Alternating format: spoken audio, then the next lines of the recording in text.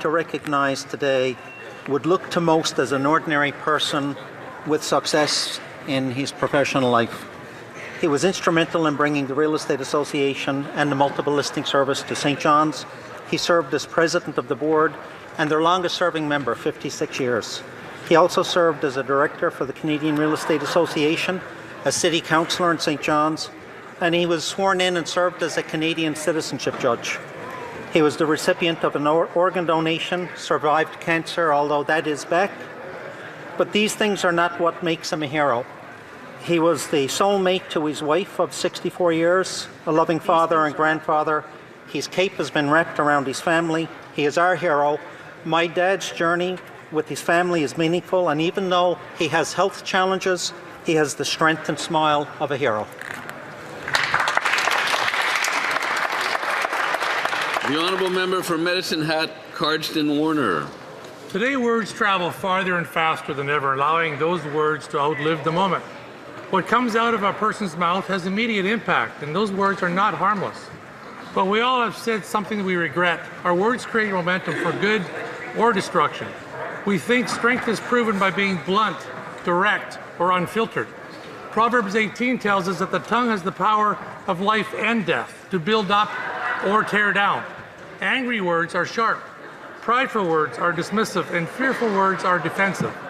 But wisdom produces measured, purposeful, helpful words, and understands that restraint or silence is not weakness.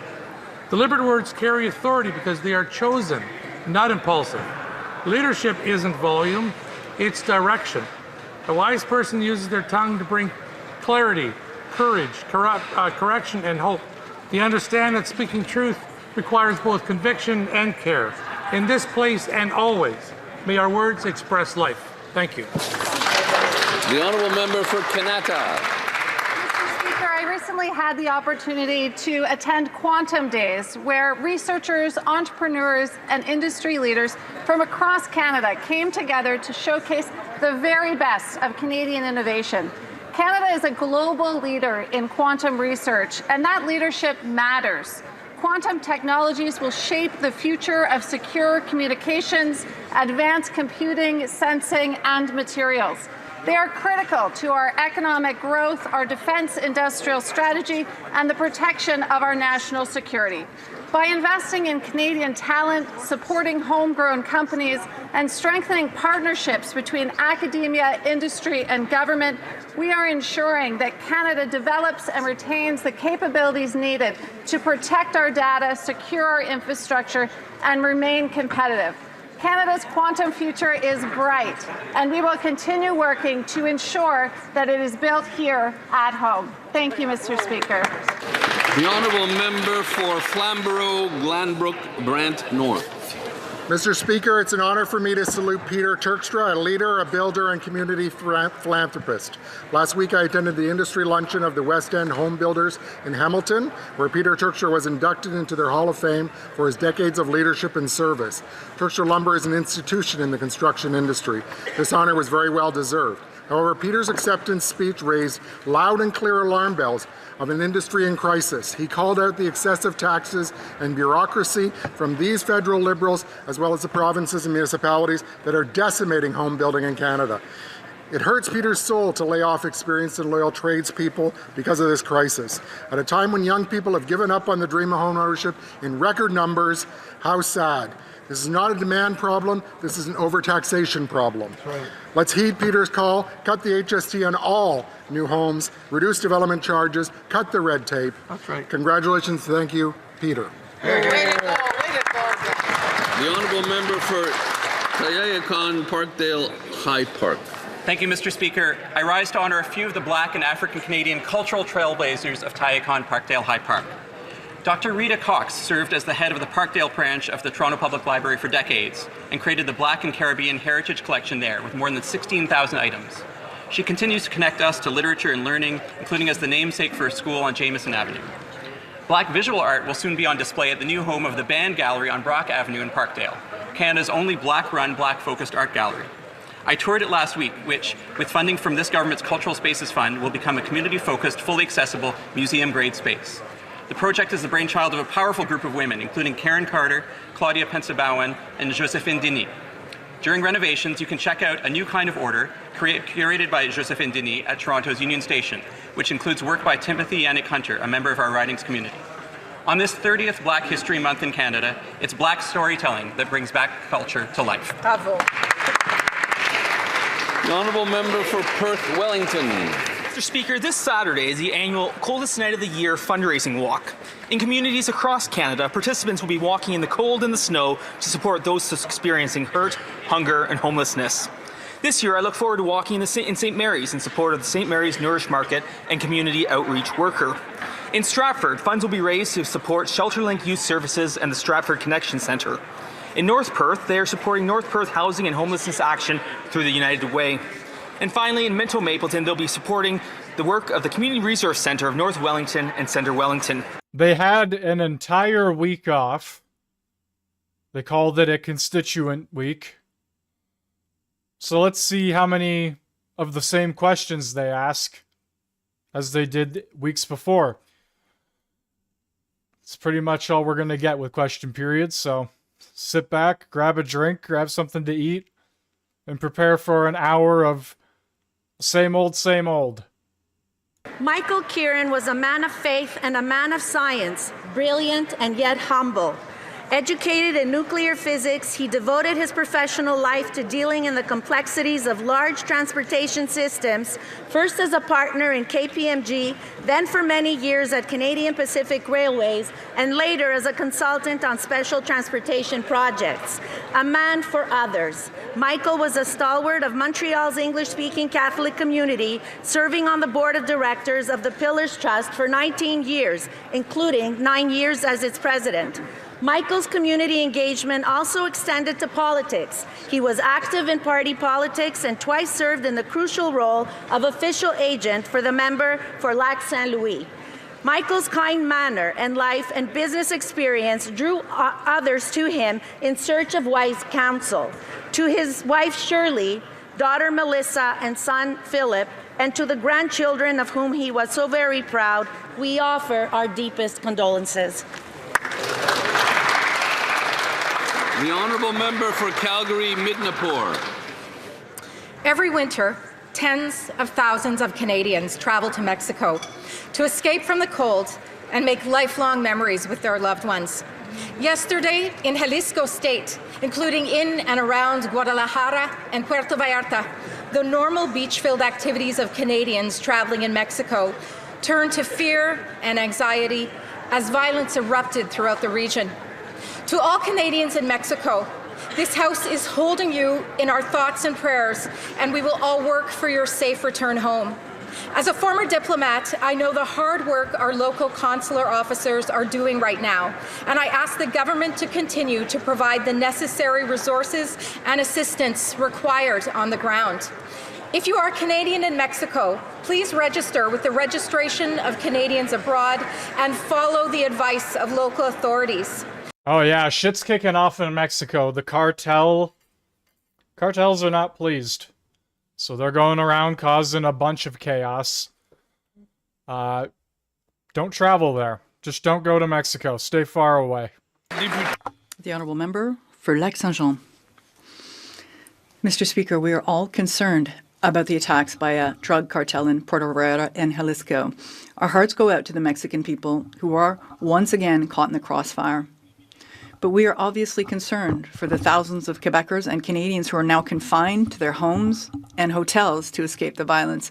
With roads blocked, airspace closed, the Bloc Québécois also urges tourists and citizens to exercise extreme caution and follow the instructions of local authorities. But that's not enough for these people and their families. They want to know when they will be able to return home and what their government is doing to ensure that happens. It's not enough to hope that the situation will calm down in the coming days. We have no control over that. We need a plan of action in collaboration with Mexico to bring our citizens back home as soon as possible. To that end, the minister can count on our entire cooperation. Thank you. The honourable member for Mississauga Erin Mills. Mr. Speaker, students in Mississauga Erin Mills are clear. Doug Ford's decision to slash OSAP grants and increase student loans is devastating. This change will affect hundreds of thousands of students who rely on OSAP for post-secondary education and equality of opportunity. All right, check this out right here. Here we go. Mexico have been given. So, Fox News alert, Americans in Mexico have been given the shelter-in-place order as the country descends into violence following the killing of the notorious cartel boss El Mencho by Mexican forces. The White House confirming that the U.S. provided key intelligence to this operation. Former acting DEA Administrator Derek Moss is warning Americans in the region are at great risk, and he joins us now. Derek, it's good to see you, my friend. Explain to the audience who aren't familiar with him who El Mencho is. So, LJ, thanks for having me. It's a great day for Americans. Yesterday, the hockey goal, the end of El Mencho, the leader of the Jalisco New Generation Cartel, the most wanted man in the Western Hemisphere, is now dead. And that's because we have strong leadership in our country, and the Mexican government has stepped up their game. El Mencho's been flooding the country with deadly drugs for many years. If you look behind me, you'll see all the dead Americans, the dead children over my shoulder, and they're working with the Chinese criminal networks.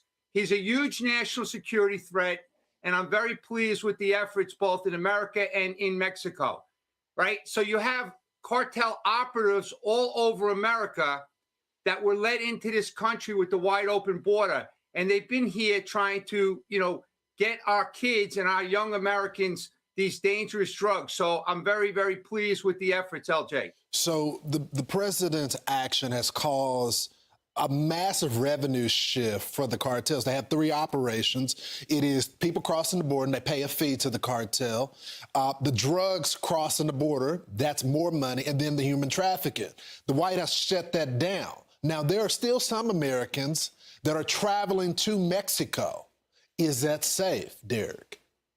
Well, let me just go back to one thing to make it clear.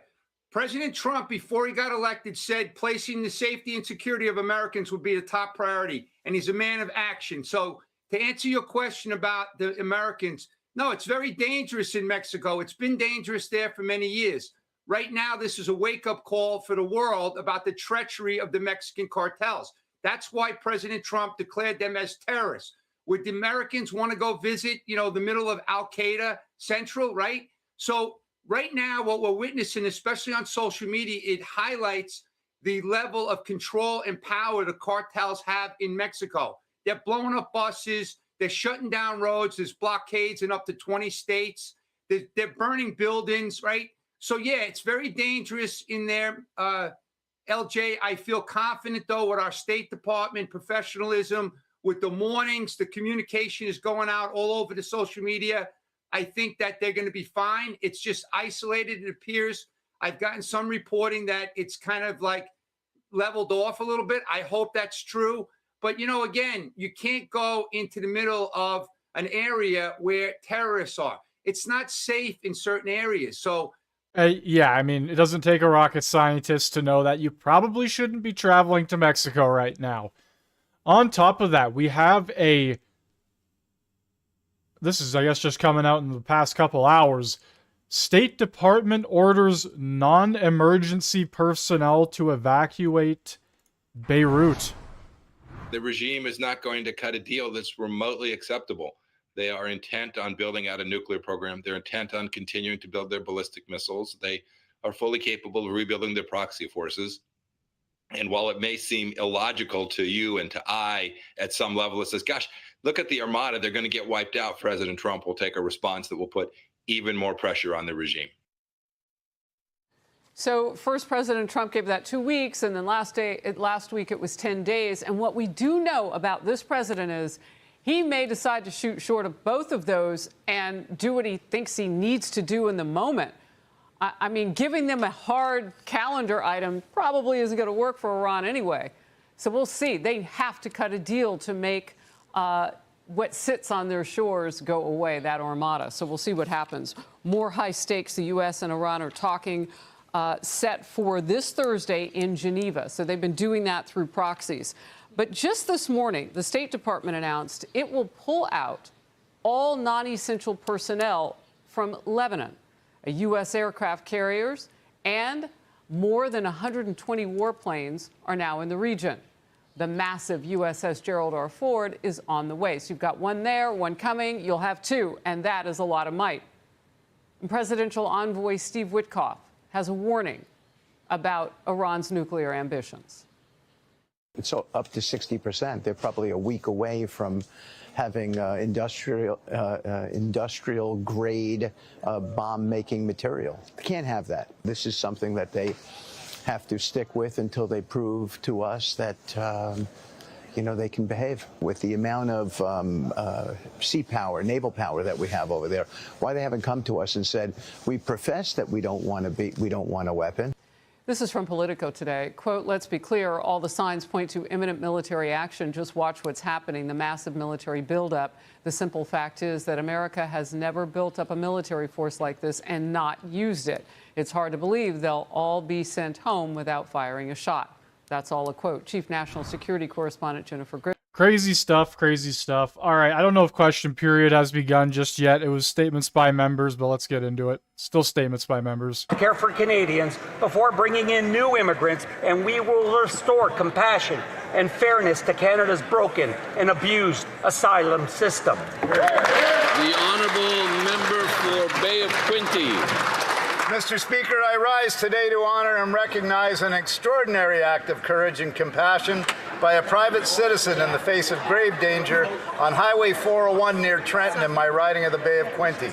A gentleman I welcomed here in Ottawa today, Isaac. During a recent snowstorm, this individual did not hesitate to put others before himself. Amidst whiteout conditions, he stopped his own car and raced vehicle to vehicle, checking on motorists, urging them to remain safe and calm. Witnesses say he returned repeatedly into harm's way to carry out trapped and injured passengers, including pulling a woman from a burning vehicle and helping another man to safety.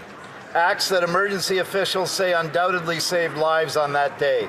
Isaac himself has humbly downplayed his actions, saying he does not consider himself a hero, Mr. Speaker, but a hero he is indeed. I invite all members to join me in thanking Isaac for his courage and his bravery on that day.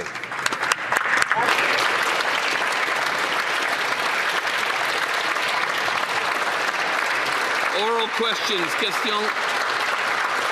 Okay, here we go. Question period. I don't see The honourable member for Pierre. Calgary Nose Hill.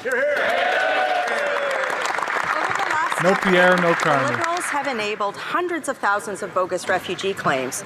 Liberals' failures on immigration like this one means billions of tax dollars have been spent on hotels and social welfare for false refugee claimants, all while Canadians struggle to access health care and while legitimate refugees languish. This has to stop. Will the Liberals support our constructive motion to restore fairness and prioritize Canadians who pay for the health care system over fake refugees? The Honourable Minister of Immigration, Refugees and Citizenship. Thank you, Mr. Speaker, and I welcome the member to this important discussion. We have already introduced and made changes to the interim federal health program that will considerably reduce the costs. We are also making significant changes and have introduced C-12, which will curb the misuse of asylum. We will control costs and we will truly protect those that are vulnerable in line with our international and humanitarian obligations. The honourable member for Calgary Nose Hill. Well, the Liberals haven't been able to get hundreds of millions of dollars worth of pandemic scam fraud returned to them, so I highly doubt they'll be able to get fake refugees on deportation orders to pay back their health care. Mr. Speaker, this is something that needs to end. I will ask the minister again. This is a common sense motion. Literally everybody agrees with it. Will the minister support our constructive motion to ensure that Canadians who pay for our health system are given better access than fake refugees? The honourable minister. Mr. Speaker, to keep our program sustainable, we have and are making measured changes to the health coverage. We've already introduced copay to the system. We are already curbing the misuse. We've introduced a lot of integrity measures. We have C-12 that is currently in front of us, and thank you for the Conservatives for supporting that. That will reduce also misuse of the system. We also have international and obligations that Canada will continue to honor, particularly for those that are in need, and most of them are our children. The honourable member for Riding Mountain. Mr. Speaker, the Parliamentary Budget Officer revealed the interim federal health program will cost taxpayers over $1.5 billion a year. The Liberals expanded this program to provide a deluxe health benefits like physiotherapy and home care to bogus asylum claimants whose phony claims have been rejected. Canadians are not entitled to them, but rejected asylum claimants are. Why are the Liberals giving bogus asylum seekers better health care than Canadians who fund the system? The Honourable Minister. Speaker, I really appreciate that question. To speak to the PBA report, those are projections in that report. They do not take into account the changes that are coming in Bill C-12. Neither do they take into account the interim health measures that we've introduced, including copay and other provisions. So I look forward to that. The honourable member for Riding Mountain. Mr. Speaker, while the Liberals defend deluxe health benefits for bogus asylum claimants, millions of Canadians are waiting in line for care. There are Canadians in this country who can't get health care they need because the wait list is too long. Ahead of them on that wait list are people who filed fake refugee claims and were rejected by the government's own refugee board. Will the minister explain to Canadians why bogus asylum seekers are ahead of them in line? Here. The honourable minister. Mr. Speaker, I want to point to that member who I respect quite a bit. Last session we were on the same committee. In 2014, it was this Conservative government that the Supreme Court ruled that that their changes were unconstitutional, and they took away health care coverage for the most vulnerable, including children. This is not something we will do on this side of the House. Again, we are curbing misuse. We've introduced changes by introducing copay. She is struggling. She cannot get her answer together to save her life. What are we doing right now? She's just like screaming at nothing. Member for Charlebourg Saint-Charles. It's insane. Mr. Speaker, after 10 years of this Liberal government, our once exemplary immigration system is now in a shambles. We have discovered at the Committee of Health that health providers are causing taxpayers to pay up to 5-time provincial levels for legal asylum seekers. And meanwhile, 6 million Canadians do not have a family doctor. That's an insult for those who have been paying taxes all their lives. Will the government support us in reestablishing fairness in health for Canadians first? The Honourable Minister for Immigration, Refugees and Citizenship. I'd like to thank my colleague for the question. On this side of the House, we are working very hard to ensure that our asylum system is strong. We have reduced asylum claims by 1/3. We also introduced C-12, and I'd like to thank our colleagues who have assisted us in passing that legislation. Thus, asylum claims, as I said, have gone down by 1/3. And we are strengthening our programs. We are continuing to carry out our work on this topic. The Honourable Member for Charlebourg-Saint-Charles. Mr. Speaker, the Parliamentary Budget Officer's report is very clear. The sharp increase in costs from the interim federal health program proves that the system is broken. We need to get rid of federal benefits for non-eligible asylum seekers, except in case of emergency, and we need to ensure that Canada has the housing and healthcare capacity before welcoming new arrivals. Will the government finally guarantee that non-residents will receive healthcare that is superior to the healthcare received by our own citizens? The Honourable Minister, the numbers my colleague quoted are merely projections. They are not real numbers. And given the changes that have been made to the program, those numbers are no longer accurate. We have made significant improvements to the asylum system. They are just cooking her. She's gonna cry. She can't handle it. I'm fucking dying right now, dude. I had to turn off the camera. I started laughing so hard. Holy Christ, they're all going after her. Where Quebecers' money was going. The cost of this software went from $1.75 to $6.6 billion, which is almost $5 billion more. And all that money seems to be going into the pockets of private business. Well, actually, $3.4 billion, more than half, has been sent to the private sector. And we don't even know what that money is being used for, because the government is refusing to unveil its contracts to media or to MPs. When will there be a public and independent inquiry? The Honourable Secretary of State, Seniors. They don't know what the money is being used for, but they were on the committees that approved the spending. They know that this money has been used to complete the transformation of a 60-year-old system. If we had let that system stand, people would not be getting their benefits. Mr. Speaker, this program is not costed in a cost overrun situation as they would assert. This is cost just over $1.4 billion, and the OAS conversion is now complete. The amounts that they're talking about is a theoretical approval for a possible four-system transformation. This OAS system is now complete, people are being transitioned, and there's no cost overruns. L'honorable député de... The Honourable Member for Saint-Jean. Well, apparently, the cost overruns are so unimportant that the government says that they're common practice. Well, that's exactly the problem. That's what happened with ArriveCan and with Phoenix. It is common practice. And in 2023, the Auditor General stated that there were risks. It warned the government. It said there were risks to taking shortcuts like what happened with Phoenix, but clearly no one listened, because now, once again, there's a $5 billion cost overrun. And this software is causing problems for 85,000 retirees. When will there be an arm's length inquiry? The Honourable Minister.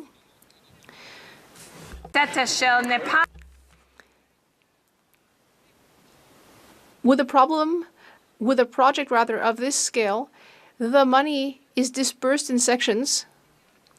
There was a disbursement of $1.7 billion for the first phase of the project.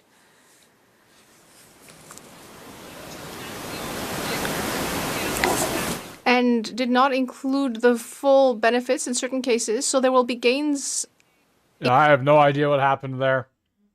Sounded like we were at the ocean for a second. Member for Abitibi-Témiscamingue. Mr. Speaker, 85,000 retirees are experiencing problems with their OAS because of this software, which has now hit $5 billion in cost overruns. And yet those responsible for this problem are giving themselves bonuses. In 2024-25, higher-ups at Employment and Social Development received bonuses worth more than $15 million at a time when retirees are suffering and when taxpayers are paying for this. How can it be that those responsible for this are being paid for their so-called good work? The Honourable Secretary of State, Seniors. Speaker, my friends across the aisle know there are no cost overruns. This was a planned, phased project, and just over $1.4 billion has been spent, and the OAS project is completed. If there are individuals who are having problems with getting payments on time, we invite them to contact us, and we would like them to do so. Those numbers will go down as Canadians transition to an online system, and we would really like them to transition to the online system, and this will speed things up, Mr. Speaker. The Honourable Member for Saskatoon West. Mr. Speaker, 6 million Canadians don't have access to a family doctor, and it takes 30 weeks for the average Canadian to see a specialist. But the Liberals use a Canadian taxpayer dollars to fund a Cadillac healthcare system for asylum claimants, including free access to glasses and contact lenses, physiotherapy, nursing homes, and hearing aids. These are free benefits that regular citizens don't get, and this doesn't come cheap. It costs nearly $1 billion this year. Will the Liberals support our motion and ensure that asylum claimants don't get better health care than regular Canadians? The Honourable Government House Leader. Mr. Speaker, the first thing I would say is they call them bogus asylum claimants. There are actually a great number, in fact, millions of legitimate asylum claimants all over the world. Our country has distinguished itself over its history as being a welcoming place for legitimate asylum claimants. And we need to pump the brakes there, buddy. Legitimate or not, we need to slow it down. We need to cool it. Canadian I know, Mr. Speaker, would insist that we provide those health services to that person, and that's what we're going to continue to do. And enough of the honourable member for Saskatoon West.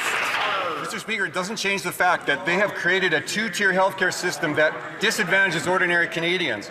The Liberals continue to betray Canadians, putting bogus asylum claimants first by giving them access to health care benefits that regular citizens don't get. And we just learned that the government automatically gives residency to refugees from North Korea, Afghanistan, and Yemen without even talking to them. Instead of an in-person interview, these Liberals are blindly granting residency, all while giving generous health care benefits. So I ask again, will the Liberals support our motion and ensure that asylum claimants don't get better health care than regular Canadians? The Honourable Government House Leader. Mr. Speaker, in addition to our humanitarian obligations, in many cases treaty obligations, as Mr. Harper found out when the Supreme Court ordered him to restore health benefits to asylum claimants for their well-being, Mr. Speaker, in our case, we have managed this number of asylum claimants down. We have passed a law in this House to move that number down. We have passed, or are about to pass, a law to take benefits down for this category of person. We will continue to manage this carefully, Mr. Speaker. The honourable member for Similkameen, South Okanagan, West Kootenay. Thousands of people in BC can't see a family doctor. Yet the Liberals now provide deluxe health care benefits to rejected asylum claimants at taxpayers' expense. The PBO has shown that the interim federal health program has skyrocketed in costs to almost $1 billion. Will the Liberals support our motion and ensure that rejected asylum claimants do not get better health care than Canadians? The Honourable Government House Leader. Mr. Speaker, asylum seekers who come to this country are the legitimate ones, those who are found to be. I mean, there's a certain ambient noise in question period, which is totally acceptable in the atmosphere of debate. But when it gets a little past a certain threshold, I have to ask the respondent to start again. Thank you, Mr. Speaker. And look, I want to assure all Canadians that asylum seekers who come to this country are judged for their legitimacy. If they are found to be legitimate refugees and asylum seekers, like all compassionate countries, like all signatories to international agreements, they are permitted to stay. Those who are not found to have respected those criteria are asked to leave. This government has made very, very tough measures in this Bill C-12, currently before the Senate, to make sure that we can continue to get that number down. The honourable member for Similkameen, South Okanagan. Everybody's struggling today. What the member did not mention is that Liberals at the Health Committee are currently filibustering any attempt to even study this program. That doesn't sound like they're trying to fix anything. They want a cover-up. Conservatives are clear on the solution. No more physio or vision care for rejected asylum claimants. Will the Liberals support our motion and ensure that rejected asylum claimants do not get superior health care benefits to Canadians? L'honorable ministre de la Santé. Mr. Speaker, it's really unfortunate that we have this kind of conversation where we are talking of the health of Canadians and asylum seekers. The reality is those people are in the country and we have agreement. And our system, the health system is a compassionate system. So what we are saying is those people, they need to have access to health. And we are working closely with provinces and territories also to get more access to Canadian people. Thank you.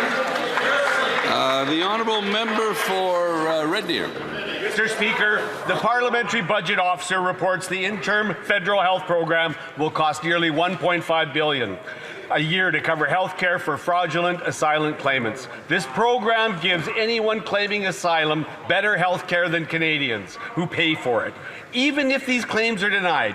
As wait times grow and health care access shrinks for citizens, the Liberals prioritize a growing list of bogus refugees over Canadians. Will the government support our Conservative motion to stop criminal claimants from receiving superior health benefits at Canadian taxpayers' expense? Well said. The Honourable Minister of Justice.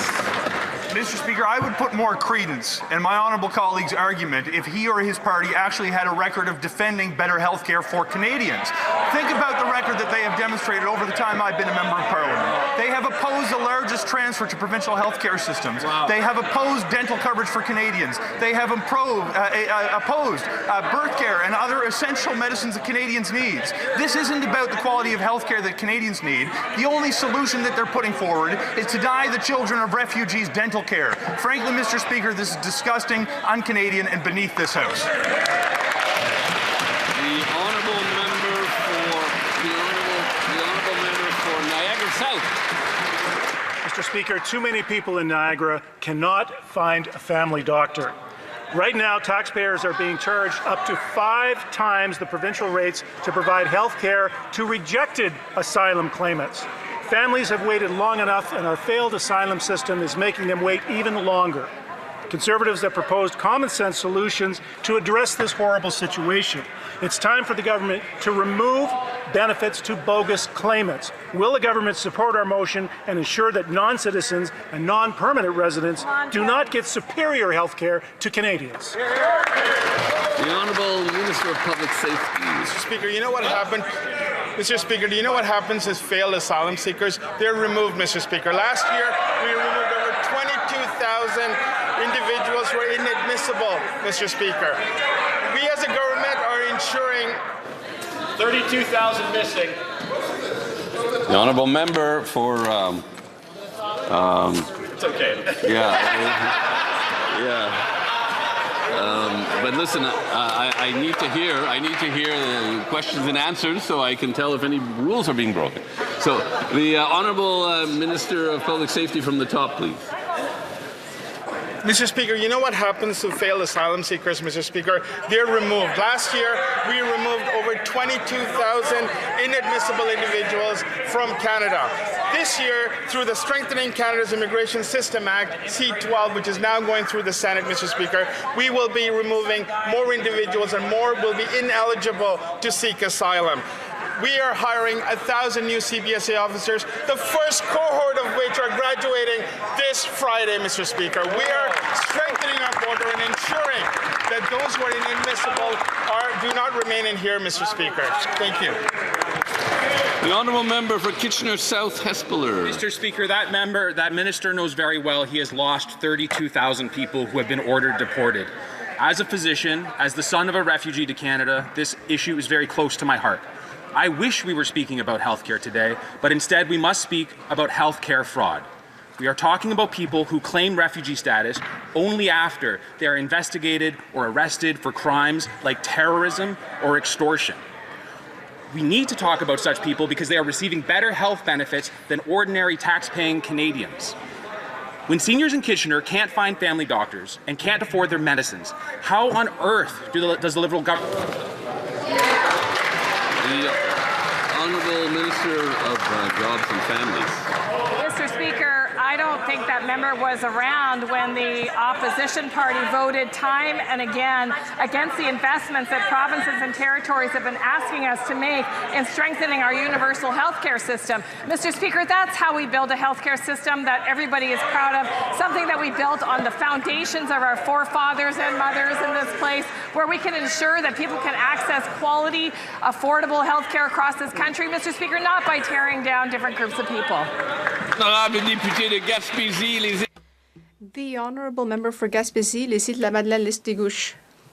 Mr. Speaker, The federal government lost. Was that Frank Caputo in the background just the whole time, like yelling? That when Ottawa was overwhelmed by asylum claims, it reduced its monitoring. Between 2019 and 23, 25,000 people were accepted as refugees without being interviewed. So that's 25,000 refugees who were accepted, many in Quebec, without even having their statements checked.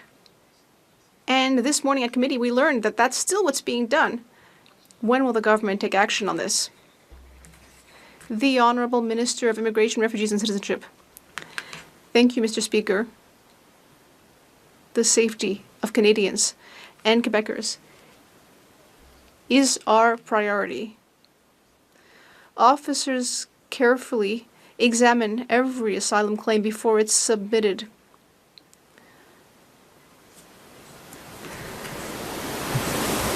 To the Refugee Board, and non-eligible claims We were back at the ocean again. sent along. We have already reduced asylum claims by 1/3, and we will continue to take action. The Honourable Member for Gaspésie-La-Madeleine-Listigouche.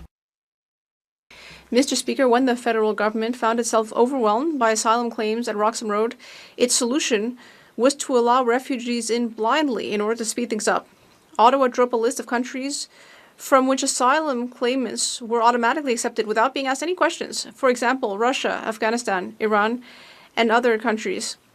So the result was that right in the middle of the Roxham Road crisis, the acceptance rate went from 65 to 80%. Why did the government tolerate this? Why did it let us accept refugees without ever having met with them? The Honourable Minister of Public Safety. Merci pour la question, Mr. Speaker. Let me be very clear. Canada has one of the most robust immigration refugee protection system in the world. The Immigration Refugee Board is the gold standard by which adjudication are made towards refugee protection.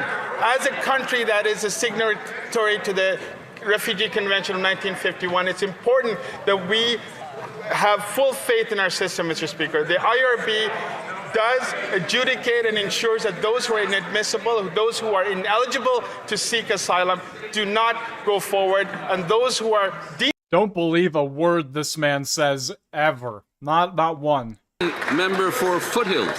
The Liberals are shutting down agricultural research, and now their red tape is literally choking the life out of agri-food businesses. A survey said 90% of agri-food business owners believe that Liberal policies are putting the future of Canadian agriculture at risk. Red tape and regulations have already increased Canadian food inflation to 7.3%, by far more than double the rate in the United States. Experts are clear. Red tape, inflationary spending, the industrial carbon tax are increasing the cost of food production. How expensive do groceries have to get before the Liberals stop strangling Canadian farmers? Good question.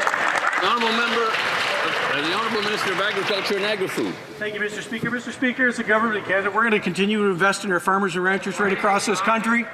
We'll continue to make sure that they lead the world in science, what we talked about, Mr. Speaker. But I also want to come back, Mr. Speaker, to the industrial carbon tax. We know it's ineligible in the cost of food, Mr. Speaker, in this country. But one thing I want to say to everyone, Mr. Speaker, is it's not the farmers that are making the money. Thank you, Mr. Speaker. The Honourable Member for Foothills. He's right. It's not farmers who are making the money. This is why 90% of agri-food business owners say Liberal policy is restricting their ability to be productive and grow. Exactly. 70% of Canadian farmers are telling their kids not to take over the family farm. This is devastating for the future of Canadian food production and food security. It is making Canada less productive, less competitive, and less food secure. Yep. Canadians are already paying amongst the highest grocery prices in the G7. Why is this Liberal government so determined to drown farmers in red tape and taxes and make food unaffordable for Canadians? The Honourable Minister. Mr. Speaker, as I travel around the world, our farmers are the envy of the world in what they do, Mr. Speaker, here at home. They're some of the best farmers in the world, and we'll continue to ensure that they continue that, Mr. Speaker. And, Mr. Speaker, blaming farmers for the cost of food is not the appropriate level of issue. We're talking about many different types of issues that defuse some of the costs around groceries and items, Mr. Speaker. We'll continue to support them as best we can. Thank you, Mr. Speaker. Honourable Member for Middlesex London. Mr. Speaker. Speaker, I keep hearing from farmers and producers that Liberal red tape and taxes is choking the life out of them and is threatening our food sovereignty. Nearly 90% of food businesses believe that the future of Canadian agriculture is at risk. Liberal red tape means punishing regulations and industrial carbon and fuel taxes that are driving up the cost of production across the entire food supply chain. So how high will grocery prices have to skyrocket before the Liberals stop strangling Canadian farmers with taxes and red tape? The Honourable Minister of International Trade. Speaker, while the Conservatives refuse to acknowledge the success of Canadian agriculture and the work of farmers, the facts speak for themselves. Our agri-food exports reached over $100 billion, Mr. Speaker. The sector supports over 2.3 million Canadians, or 1 in 9 jobs, Mr. Speaker. We'll continue standing with our farmers as they export to countries around the world. Thank you. Member for Middlesex, London. Mr. Speaker, the reality is it's been 10 years of bad Liberal policies and hidden taxes that have driven Canadian food inflation to 7.3%, the highest in the G7, far more than double the rate in the U.S. This is a Liberal-led, made-in-Canada problem that is driving up food prices and driving Canadian producers right out of business. With 70% of all food produced domestically, including 80% of our processed foods, when will the Liberals actually take this seriously and start cutting taxes and red tape for our farmers? The Honourable Minister. Speaking of farmers, we are listening to our farmers. In fact, in our last trip to China, we got them access to over $7 billion of agriculture access to canola, in seafood, in beef. That means good jobs for farmers in the canola sector, over 200,000 jobs in the beef sector, over 250,000 jobs in our seafood sector, 35,000 jobs, Mr. Speaker. This is what we're doing. We're standing with our farmers and opening new markets around the world. The Honourable Member for Hamilton East, Stony Creek. In December, the Stony Creek Food Bank saw a record 1,694 total visits, the largest since 2022. Also in December, the Fair Share Food Bank in Oakville saw the largest number of people they've ever served, over 913 families. Canadians rely on food banks because food prices have skyrocketed by 7.3%. How many Canadians need to visit a food bank before these Liberals stop strangling Canadian food production with red tape and punishing taxes? The Honourable Minister for Jobs and Families. Speaker, every step of the way as this government works to support families in need, these Conservatives vote against them. They obstruct our budget bill in this House, Mr. Speaker. Money that Canadian families are needing for all kinds of things, including the jobs that many of our union workers are relying on. You know what helps with food insecurity, Mr. Speaker? Good paying jobs. But newsflash, these Conservatives vote against every measure that actually creates good paying jobs. So whether it's helping hungry people or helping hardworking Canadians, they're opposed. What's it going to take? The Honourable Member for Sudbury. Canadians elected a new government with a mandate to build Canada strong. This means investing in our workers, industries and supply chains by unlocking new opportunities and investing in our sovereignty. This also means investing in the brave men and women who are members of our Canadian Armed Forces. Can the Minister of National Defence provide an update on what we're doing to build Canada's defence industry while supporting our Canadian Armed Forces? Good question. The Honourable Minister of National Defence. Speaker, last week we launched Canada's first ever defence industrial strategy.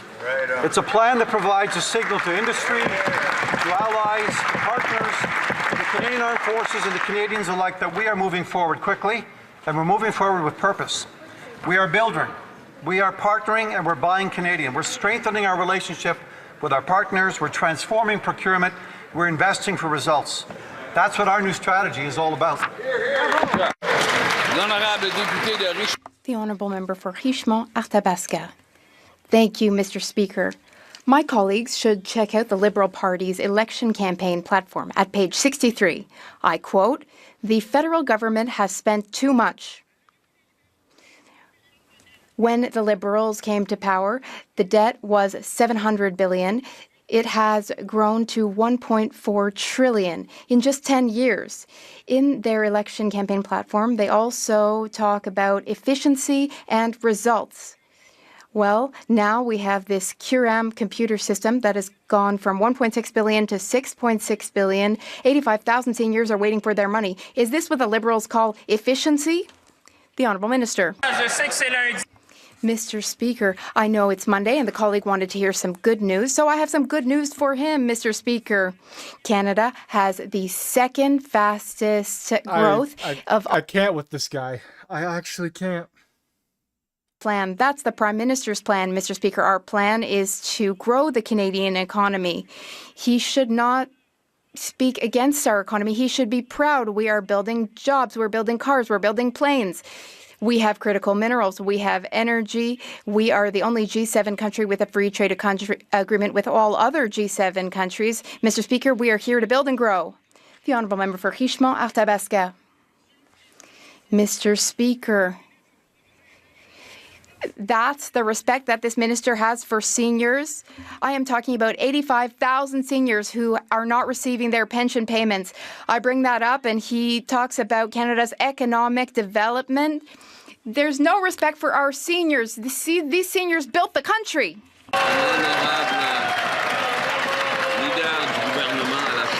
The Honourable Government House Leader.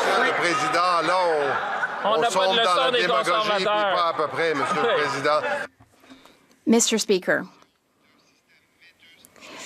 we transitioned from a very old system from the 70s and we modernized it. There was no cost overrun. What there was a modernization of our IT systems. Now, there were a few cases, and I'm waiting for the member across the way to inform me of any cases he may be aware of. He should inform us, and we will solve any cases that need to be fixed. But generally, we have good news for Canada. A reminder to all, I know that we all get excited sometimes, but we shouldn't smack our desks too loudly because that can harm interpreters. The Honourable Member for Bellechasse, Les Etchemins, Lévis.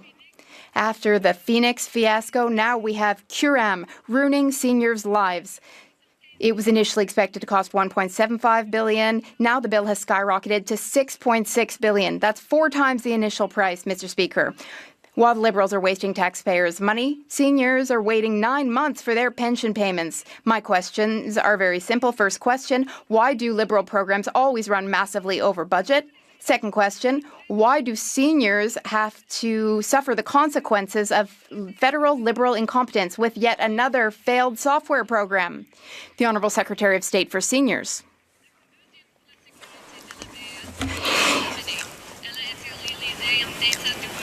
We did this under budget. Over 7 million seniors are now receiving their benefits through a modernized system. Curam, the total cost, the $6.6 billion, is for 4 different projects. $6.6 billion was the approved initial amount for the total duration of the project.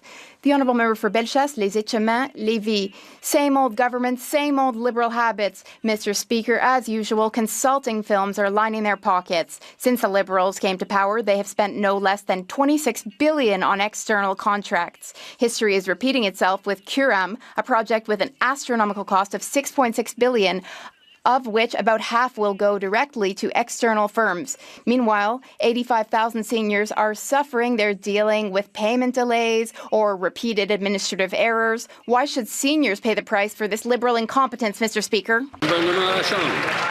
The Honourable Government House Leader.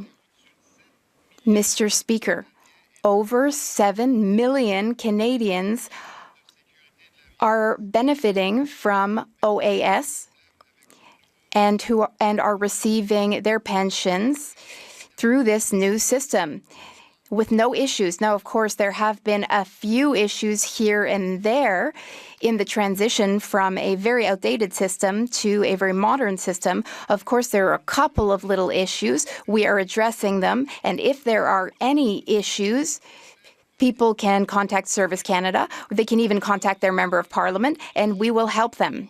The Honourable Member for Chicoutimi-Le Fjord. Mr. Speaker, $5 billion. It's atrocious. $5 billion is how much the QRM cost overrun will cost taxpayers. The Liberals think that's totally normal and acceptable. Worse still, we're unable to obtain information about the private external consultants to whom most of that sum is being paid. This has become the norm over the past 10 years. The norm is no transparency. This is a federal version of Quebec's SACLIC, but 5 times more expensive. Why should seniors and taxpayers pay the price for this disastrous decision-making?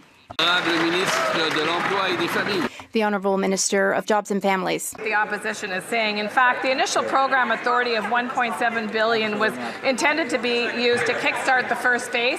In fact, the program is under budget, and great news, Mr. Speaker, 7 million Canadians have transitioned to this new system. The system was 60 years old. Can you imagine that, Mr. Speaker? Paper applications being filed, lots of mistakes. And Mr. Speaker, this is going to make life easier for all seniors going forward. If the member opposite has some urgent case that they know of, please send them our another scandal incoming. 24 hours. L'honorable. The Honourable Member for Lévis-Lotbinière. Yet another scandal, Mr. Speaker. After the Phoenix scandal, Liberal incompetence has reached new heights, the highest heights in the QRM file. The QRM software is a federal version of Quebec's SACLIC. The bill for this IT project will come to $6.6 billion, and more than half of that amount will go to consultants who get away with delays, failures, and cost overruns without any consequences. Mr. Speaker, while Canadians are struggling, public money is being thrown out the window. Why are cost overruns part of Liberal DNA?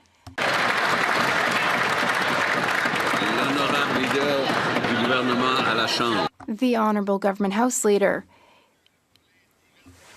Mr. Speaker, the question was a bit funny or entertaining, but this question has been asked many times and answered many times. The answer is there was no cost overrun. Over 7 million Canadians are benefiting from the new software, and it's a success, Mr. Speaker. The Honourable Member for Côte-du-Sud, Rivière-du-Loup, Katascomique, Témiscouata. Well, we thought we had seen it all with Phoenix and ArriveCAN, but now QRM has surpassed even Quebec's infamous SACLIC. The Liberals told us that they would manage taxpayers' money responsibly. What do we get instead? $6.6 billion wasted, and seniors still waiting for their pension payments. And the worst part, more than half that money is going straight into the pockets of consultants. How can the Liberals justify this mess? Why are the Liberals making seniors suffer the consequences of failed federal software? The Honourable Government House Leader.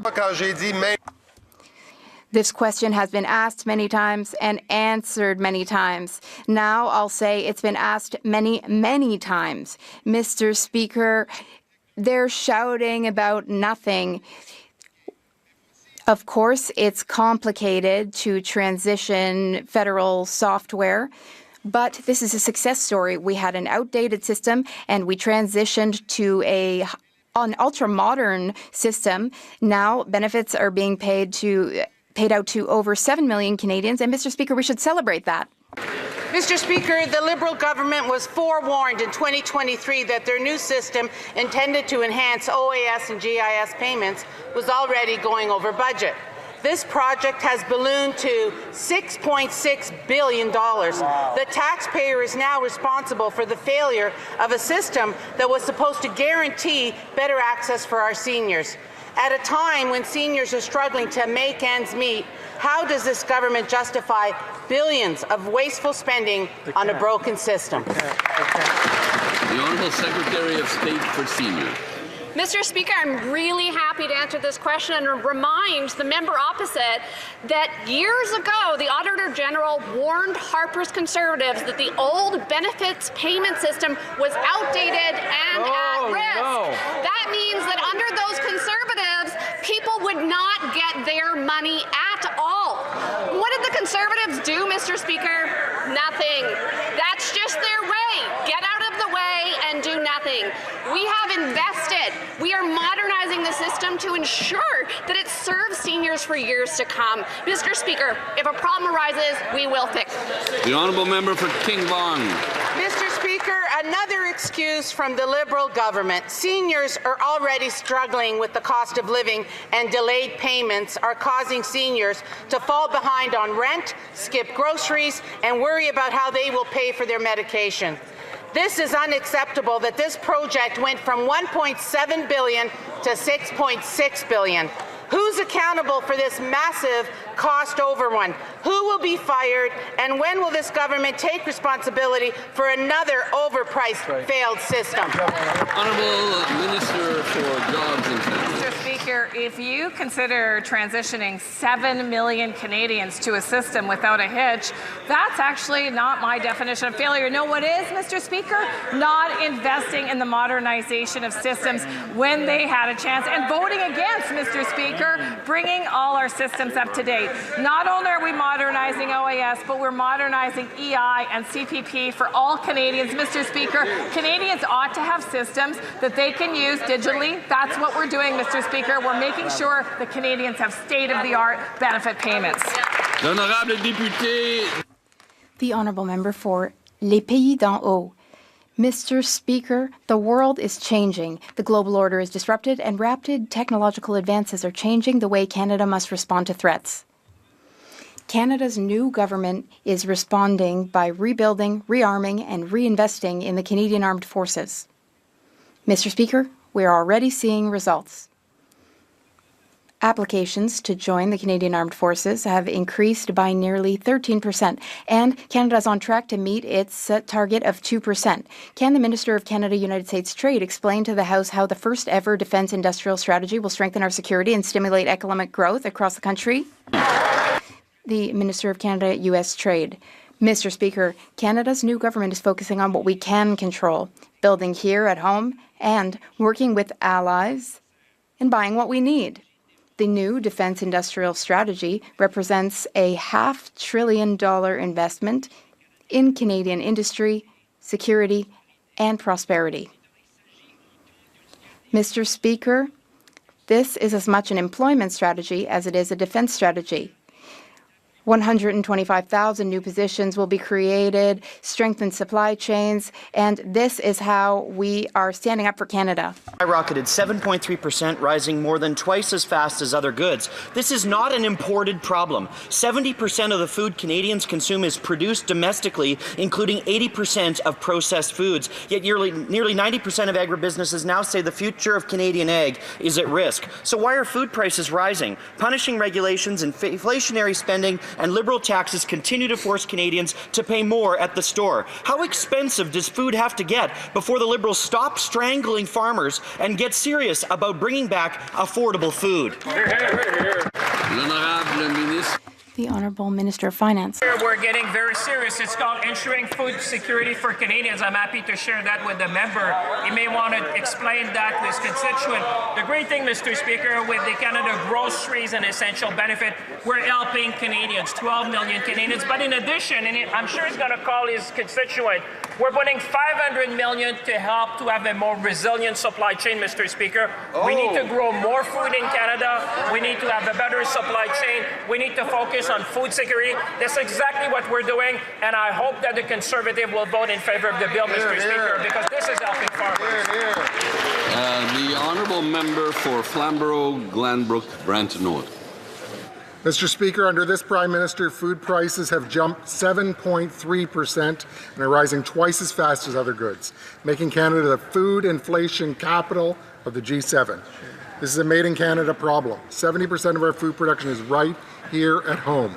Yet nearly 90% of agribusinesses say Liberal red tape is putting them at risk. Punishing regulations and the industrial carbon tax are driving up costs.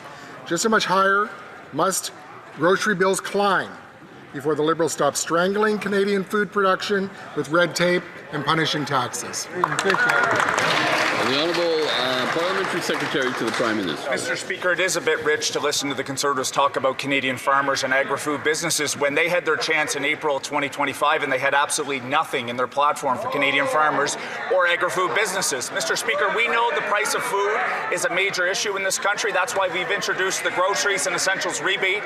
12.6 million Canadians will benefit, up to $1,900 a year. But we're also introducing the National Food Security Strategy, Mr. Speaker. This is an opportunity to look at the systemic aspects of food, what we can do to help support farmers, agri-food businesses. It won't be cutting the industrial carbon price. That's not a real plan, Mr. Speaker.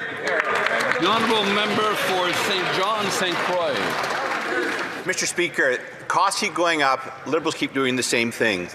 This year in New Brunswick, families will spend $1,000 more on grocery bills than last year. With 70% of food produced domestically, this is a made-in-Canada problem caused by these Liberals. Food is expensive because Canadian taxes on farming, trucking and packaging keeps going up. It's all paid by Canadian consumers, and rising taxes on energy means more pain is on the way. Experts are clear, punishing regulations, inflationary spending, and the Liberal industrial carbon tax are the cause. How expensive does food have to get before Liberals do something? The Honourable Secretary of State for Financial Institutions. Mr. Speaker, when it comes to fighting affordability, that member and that leader are missing in action. Mr. Speaker, we've cut taxes for 22 million Canadians. We've cut the consumer carbon tax. We've cut the GST for first-time homebuyers. And just recently, we announced a Groceries and Essentials benefit that will put up to $1,900 in the pockets of New Brunswickers' working families. Time for that member and that leader to stand up, stop the obstruction, fight for Canadian families. Thank you, Mr. Speaker. Honourable member for Burnaby Central.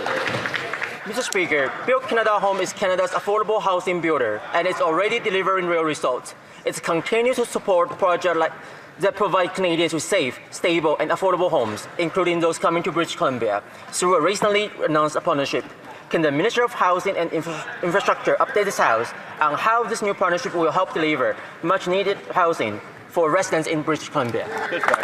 Honourable Minister of Housing and Infrastructure. Mr. Speaker, thanks to the member for his question. We have very exciting news in BC. Build Canada Homes partnership is set to deliver 1,100 new affordable homes. That's great news. Many of these priority projects are set to break ground this year, including 700 supportive and transitional homes for those who need them the most. I hope that the members opposite will support the Build Canada Homes legislation rather than obstructing and preventing Canadians from getting access to affordable housing. Thank you. The honourable member for Elgin, St. Thomas, London South. Thank you, Mr. Speaker. A British Columbia School Board trustee was fined $750,000 for the egregious crime of saying there are two genders. These are the same kangaroo courts that the Liberals' Online Harms Act empowers. It's the same regulation of emotion that Liberal Bill C9 supercharges. The Liberals claim they will uphold freedom of expression, but still have not said whether they will acknowledge and accept the Federal Court of Appeal ruling that they violated the constitutional rights of Canadians by invoking the Emergencies Act. Will they commit now to giving up on their censorship agenda and letting Canadians live their lives and speak their minds? The Honourable Government House Leader. A couple points, Mr. Speaker. There is no censorship agenda. We will keep our kids safe, including safe from child pornographers, and the convoy was an illegal occupation of the downtown of our capital that people wanted gone, and he supported with his leader. Shame on them bringing donuts to people occupying our nation's capital.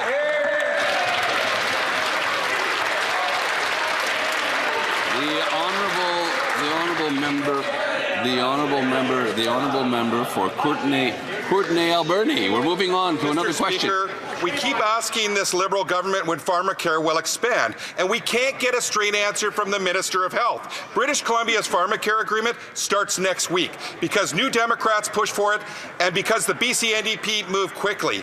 Families in other provinces are still waiting because the Liberal government isn't negotiating. This means access to life-saving medicine depends on your postal code. When will the Minister of Health finally start negotiating so Canadians can access life-saving medicine no matter where they live? L'honorable ministre de la Santé. All right, the single clap for the NDP. Thank you, Mr. That Speaker. is going to do it for today's live stream. Thank you all for joining another day of question period. I will be live again tomorrow for question period, and I might be live a little bit earlier because we have a Nick Shirley video to go over, but that's going to do it for me. Have a great rest of your day or night, depending on where you are from. Thank you for joining on YouTube. Rumble and Kick. Adios, everyone. Oui, après, monsieur le député de Carleton. The member for Carleton. Honourable member for Carleton has a point of order. Thank you, Mr. Speaker.